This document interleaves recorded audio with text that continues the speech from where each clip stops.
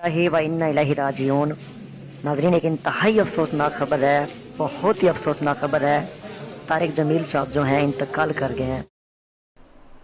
मुअज़्ज़ज़ व मोहतरम नाज़रीन व सामईन, अस्सलामु अलैकुम व रहमतुल्लाहि व बरकातुहू।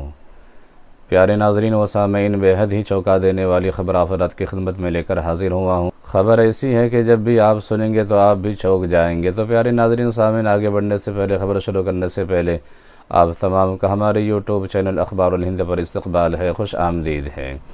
प्यारे नाज़रीन व सामईन, जैसा कि आप वीडियो देख रहे हैं, पहले आपको वीडियो दिखाते हैं, वीडियो की आवाज़ सुनाते हैं, उसके बारे में फिर बात करते हैं।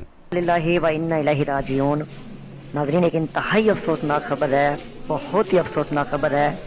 तारिक जमील साहब जो हैं इंतकाल कर गए हैं।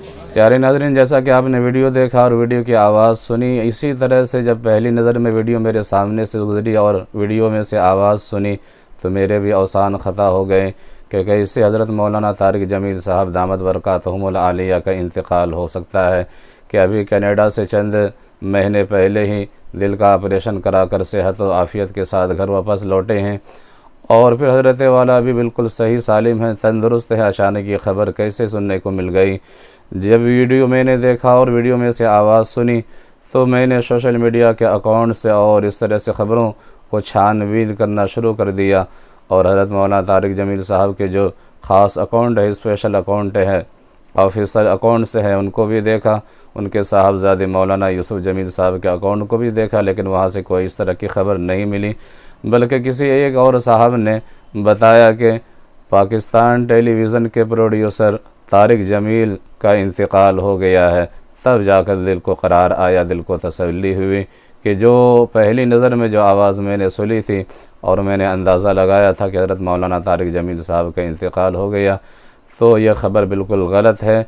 असल में वीडियो बनाने के मकसद ये है कि बहुत सारे अफराद सोशल मीडिया से जुड़े हुए हैं और बहुत सारे अफराद ऐसे भी आज के ज़माने में, आज के माहौल में ऐसे हैं जो सोशल मीडिया से दूर हैं, तो उन तक मेरी आवाज़ पहुंचाना मकसूद है, क्योंकि सोशल मीडिया से जुड़े हुए अफराद को अच्छी और बुरी ख़बर की भनक लग जाती है और उनको मालूम हो जाता है कि यह ख़बर सही है या गलत है।